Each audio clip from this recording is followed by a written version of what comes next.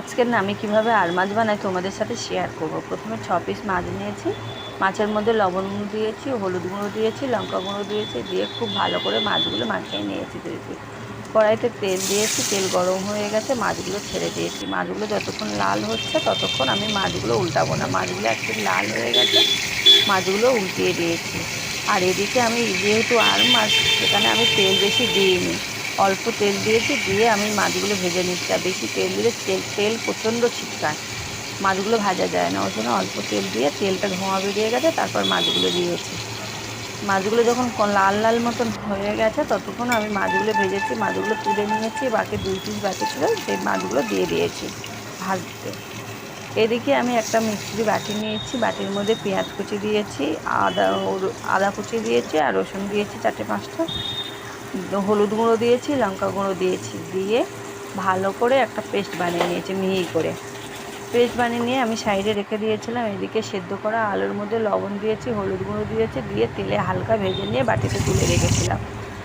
ওই তেলের মধ্যে আমি দিয়েছি সামান্য একদম অল্প কিছু, কালো জিরে দিয়েছি, আর কাঁচা লঙ্কা দিয়েছি 4-5টা কাঁচা লঙ্কা। যতক্ষণ না লাল লাল হচ্ছে ততক্ষণ আমি পেস্টটা দেবো না। এদিকে কাঁচা লঙ্কা দেওয়ার পর কাঁচা লঙ্কাটা লাল লাল হয়ে গেছে, আমি ওই পেস্টটা যেটা বানিয়ে রেখেছিলাম সেটা আমি এই তেলের মধ্যে দিয়ে দিয়েছি। তেলের মধ্যে দেওয়ার পর লবণ দিয়েছি, লবণ দিয়ে খুব ভালো করে কষিয়ে নিয়েছি। 2-3 মিনিট ধরে কষিয়েছি, যতক্ষণ না একটা সুন্দর গন্ধ বেরোচ্ছে আর ওই মশলা থেকে তেল ছাড়ছে ততক্ষণ আমি কষিয়েছি। মশলা দিয়ে তেল ছেড়ে দিয়েছে, আমরা পরিমাণ মতন জল দিয়ে দিয়েছি। জল দেওয়ার পর ঝোল ফুটে গেছে,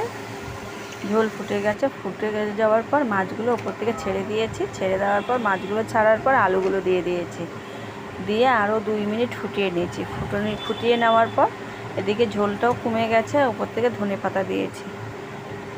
ওপর থেকে ধনেপাতা দিয়ে আরও 1 মিনিট ফুটিয়ে নিয়েছি। ফুটিয়ে নেওয়ার পর সত্যি মাছের এই রেসিপিটা খুব সুন্দর হয়েছিল খেতে।